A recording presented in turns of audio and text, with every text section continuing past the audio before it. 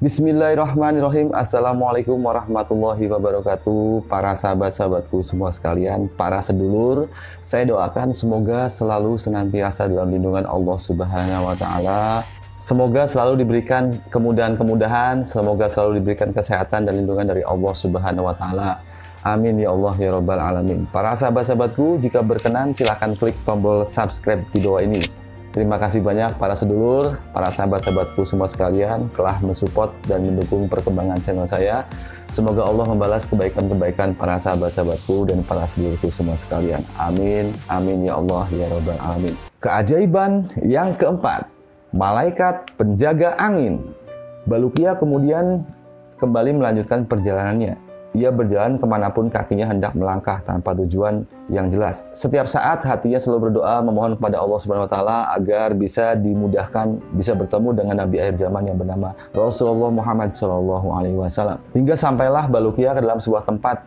Ia melihat ada malaikat yang sangat besar yang sedang berdiri sembari terus-menerus berkata, Asyhadu alla ilaha illallah wa asyhadu anna Muhammadar Rasulullah. Tidak ada Tuhan selain Allah dan Nabi Muhammad utusan Allah. Itulah ucapan malaikat terus-menerus mengucapkan kalimat demikian. Baluqiyah mencoba memberanikan diri menghampiri malaikat tersebut. Kemudian dia bertanya, "Wahai, siapakah engkau? Dan apa yang sedang engkau lakukan di tempat ini?" Tanya Baluqiyah kepada malaikat tersebut. Kemudian malaikat ini menjawab, "Wahai anak Adam, aku adalah malaikat ciptaan Allah. Aku ditugaskan oleh Allah Subhanahu wa Ta'ala untuk menjaga dan menangani angin. Aku tidak akan pernah melepaskan angin kecuali atas izin dari Allah Subhanahu wa Ta'ala. Akulah yang menggenggam laut agar tidak menerpa ke daratan. Seandainya tidak demikian, maka niscaya semua yang ada di muka bumi ini akan binasa diterpa oleh samudra atau diterpa oleh gelombang dari lautan." Mendengar penjelasan dari malaikat ini, kemudian Baluqiyah merenung bahwa ini adalah rahmat dari Allah Subhanahu wa Ta'ala yang telah mengutus malaikatnya untuk menjaga angin, sehingga lautan itu dijaga sehingga tidak menerpa bumi. Maka banyak kisah-kisah riwayat tentang karomah waliullah, di mana para wali-waliullah yang sedang melakukan perjalanan laut, ketika ada sebuah badai, maka mereka itu melakukan azan di tengah lautan dan mendadak badai tersebut itu terhenti. Ini adalah salah satu ada kaitannya dengan malaikat yang menjaga lautan ini. Malaikat yang ditugaskan oleh Allah Subhanahu wa Ta'ala yang senantiasa, yang setiap saat itu selalu bersyahadat, asyhadu alla ilaha illallah wa asyhadu anna Muhammadar Rasulullah. Bukankah azan juga salah satunya adalah lafaz dari syahadat tersebut, sehingga energinya itu akan membuat malaikat ini menahan angin tersebut. Tentunya atas izin Allah Subhanahu wa Ta'ala. Wallahu a'lam bishawab, hanya Allah yang Maha tahu. Keajaiban yang kelima, Gunung Yakut. Keanehan demi keanehan silih berganti datang dan pergi dalam perjalanan Baluqiyah. Namun kian hari ia menjadi terbiasa dengan lingkungan aneh yang selalu ia hadapi. Namun semangat untuk bertemu dengan Nabi Allah Muhammad SAW tidak pernah surut dalam hatinya. Ia mencoba terus melakukan perjalanan dan menempuh petualangannya dari satu tempat ke tempat yang lainnya tanpa mengenal lelah. Hingga akhirnya Baluqiyah tibalah di sebuah gunung Qaf. Gunung itu terbuat dari yakut yang berwarna hijau. Luas gunung itu mengelilingi dunia dan seluruhnya. Karena pancaran aura dari sinar gunung tersebut, maka langit terlihat warnanya menjadi biru. Allah menugaskan satu malaikat untuk menjaga gunung ini.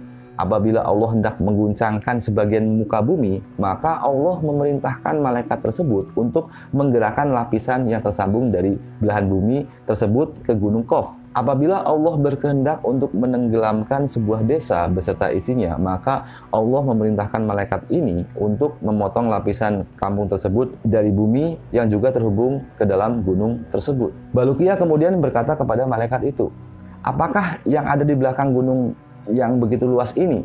Lalu sang malaikat menjawab, "Di belakang gunung ini itu ada 40.000 kota selain kota-kota yang berada di dunia. Kota-kota itu terbuat dari emas dan perak. Tidak ada siang dan juga tidak ada malam.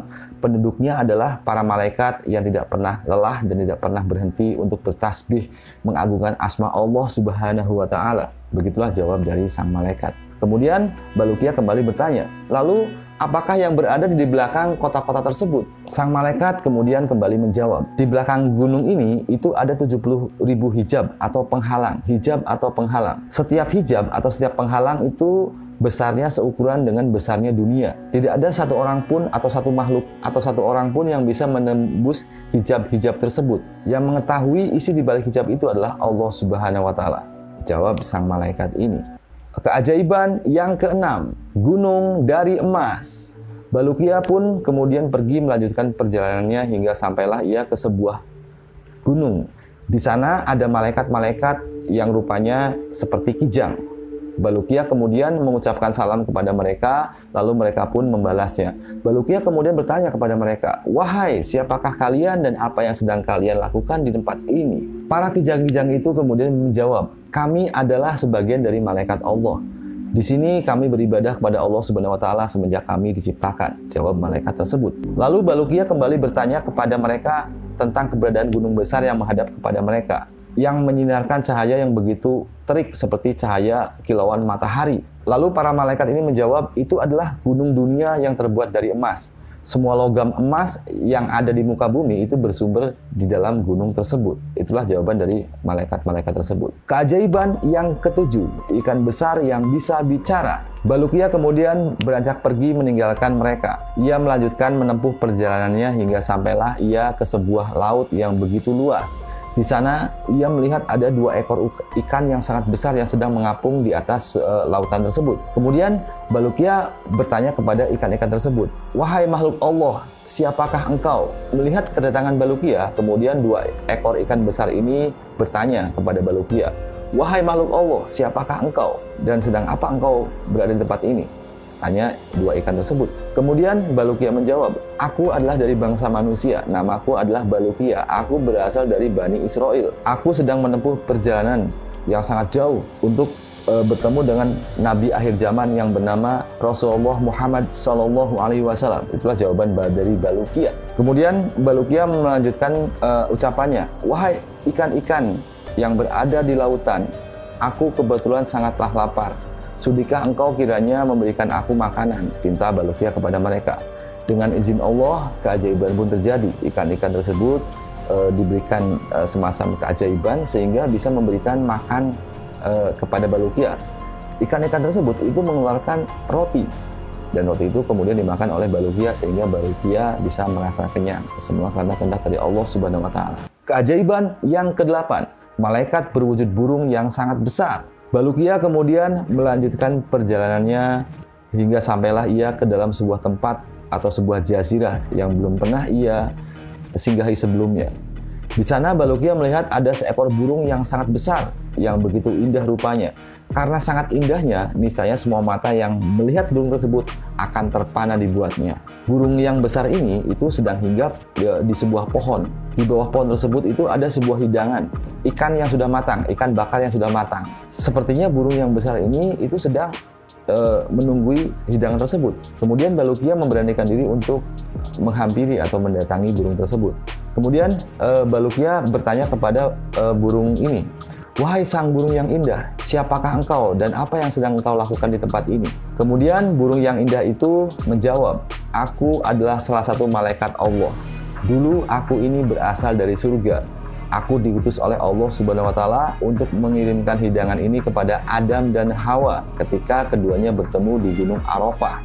Keduanya telah menyantap hidangan ini. Lalu Allah menyuruhku untuk meletakkan hidangan tersebut di sini dan aku ditugaskan untuk berdiam diri di sini untuk menjaganya hingga hari kiamat nanti." Begitulah jawaban dari burung yang ternyata adalah sosok dari malaikat yang telah diciptakan oleh Allah, malaikat yang telah turun dari surga. Kemudian burung ini kembali melanjutkan ucapannya, "Allah Subhanahu wa Ta'ala juga telah memerintahkanku untuk memberikan hidangan ini kepada siapapun yang datang ke tempat ini." Mendengar penjelasan burung tersebut, kemudian Balukia meminta hidangan tersebut, lalu ia memakannya. Akan tetapi, keanehan pun terjadi.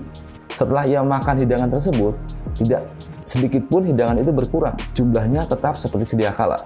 Balukia kembali memakan hidangan ini. Hidangan tersebut kembali ia makan dan ia makan. Namun tidak pernah berkurang sedikit pun. Hidangan ini kembali jumlahnya itu sama seperti semula. Hal ini membuat Balukia merasa bingung. Kemudian Balukia bertanya kepada burung tersebut, "Wahai burung yang indah, wahai malaikat Allah, kenapakah hidangan ini tidak berkurang setelah saya makan? Saya telah memakannya sangatlah banyak, tetapi kenapa jumlahnya tidak berkurang sama sekali dan jumlahnya tetap seperti sedia kala. Kembali tetap seperti sedia kala. Semakin saya makan, semakin banyak saya makan, namun hidangan ini kembali jumlahnya tetap seperti sedia kala. Kemudian burung itu menjawab, ketahuilah, sesungguhnya untuk makanan dunia niscaya akan berkurang jika dimakan dan akan berubah jika didiamkan. Sementara makanan surga ini tidak akan pernah berkurang dan tidak akan pernah berubah sedikit pun. Lalu Baluqiyah bertanya lagi kepada burung tersebut, apakah ada orang lain selain saya yang pernah memakan hidangan ini? Kemudian burung tersebut menjawab, iya, sudah ada yang memakan hidangan ini selain engkau, yaitu Nabi Allah Khidir Abdul Abbas. Terkadang Nabi Khidir sering datang ke tempat ini untuk memakan hidangan ini. Setelah memakan hidangan ini, kemudian Nabi Khidir kembali pergi dari tempat tersebut. Begitulah jawaban dari burung yang ternyata malaikat Allah ini. Mendengar jawaban dari malaikat burung ini, lalu Baluqiyah memutuskan diri untuk menetap sementara waktu di tempat tersebut. Ia berharap agar nanti ia bisa bertemu dengan Nabi Allah Khidir alaihissalam. Kemudian ia akan bertanya tentang keberadaan Nabi Allah Muhammad SAW. Akhirnya Baluqiyah mencoba memutuskan untuk menetap sementara waktu di tempat tersebut. Keajaiban yang ke-9, bertemu dengan Nabi Allah Khidir alaihi salam. Setelah sekian lama Baluqiyah menetap di tempat tersebut, akhirnya pada suatu hari ketika Baluqiyah sedang duduk, tiba-tiba datanglah Nabi Allah Khidir alaihi salam dengan mengenakan pakaian yang serba berwarna putih. Melihat kedatangan Nabi Allah Khidir, Baluqiyah langsung berdiri dan menyambut kedatangan Nabi Khidir tersebut dengan mengucapkan salam kepadanya. Nabi Khidir pun menjawab salam Baluqiyah. Baluqiyah kemudian berkata, wahai Nabi Allah Abdul Abbas, Nabi Allah Khidir, perkenalkan, namaku adalah Baluqiyah, aku dari kaum Bani Israel. Aku tengah menempuh perjalanan untuk mencari Nabi akhir zaman yang bernama Nabi Allah Muhammad SAW. Aku sengaja bermukim di tempat ini, itu adalah untuk menunggu kedatangan engkau. Aku hendak bertanya kepada engkau tentang keberadaan Nabi Allah Muhammad SAW. Sudahkah engkau memberitahu kepada saya di manakah beliau ini berada? Begitulah tanya Baluqiyah kepada Nabi Allah Khidir alaihissalam. Kemudian Nabi Khidir menjawab, wahai Baluqiyah, sesungguhnya Nabi akhir zaman yang bernama Nabi Allah Muhammad SAW itu berbeda zaman dengan engkau sekarang.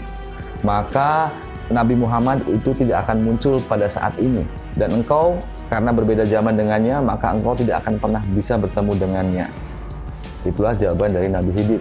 Kemudian Nabi Khidir bertanya kepada Baluqiyah, wahai Baluqiyah, tahukah engkau berapa jarak antara engkau dan tempat ibumu berada? Kemudian Baluqiyah menjawab, saya tidak tahu ya Nabi Allah Khidir. Lalu Nabi Khidir berkata, jarak tempuh antara engkau dan ibumu itu adalah jarak tempuh yang dilalui selama 50 tahun. Wahai Baluqiyah, maukah engkau aku bawa ke hadapan ibumu? Tanya Nabi Allah Khidir kepada Baluqiyah. Akhirnya Baluqiyah merenung karena dia merasa sudah melakukan perjalanan puluhan tahun dan melintasi berbagai macam di muka bumi, tempat-tempat di muka bumi, mengelilingi dunia, namun karena berbeda zaman dengan Nabi Allah Muhammad SAW dan dia sudah mendapatkan jawaban dari Nabi Allah Khidir, maka dia tidak akan bisa bertemu dengan Nabi Allah Muhammad. Maka dia setuju dengan tawaran Nabi Khidir. Dia mau diajak oleh Nabi Khidir untuk kembali kepada ibunya. Saya mau ya Nabi Allah Khidir, saya mau diajak engkau untuk kembali kepada ibu saya. Kemudian Nabi Allah Khidir berkata kepada Baluqiyah, wahai Baluqiyah, sekarang engkau tutuplah matamu, engkau pejamkan matamu. Kemudian Baluqiyah menjamkan matanya dan keajaiban pun terjadi. Begitu dia membuka matanya, tiba-tiba dia sudah berada di rumah dan sudah berada di depan ibunya.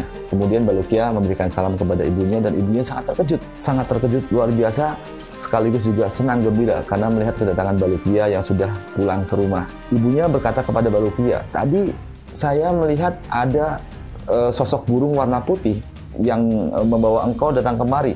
Burung itu begitu cepat datangnya dan juga begitu cepat perginya, seperti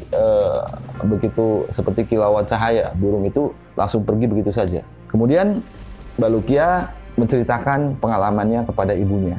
Setelah itu, keesokan harinya Baluqiyah mendatangi tokoh-tokoh dari kaum Bani Israel dan menceritakan seluruh pengalaman dan keajaiban-keajaiban yang telah dia temui semasa dia melakukan perjalanan selama puluhan tahun ini, selama dia menempuh perjalanan mengelilingi dunia.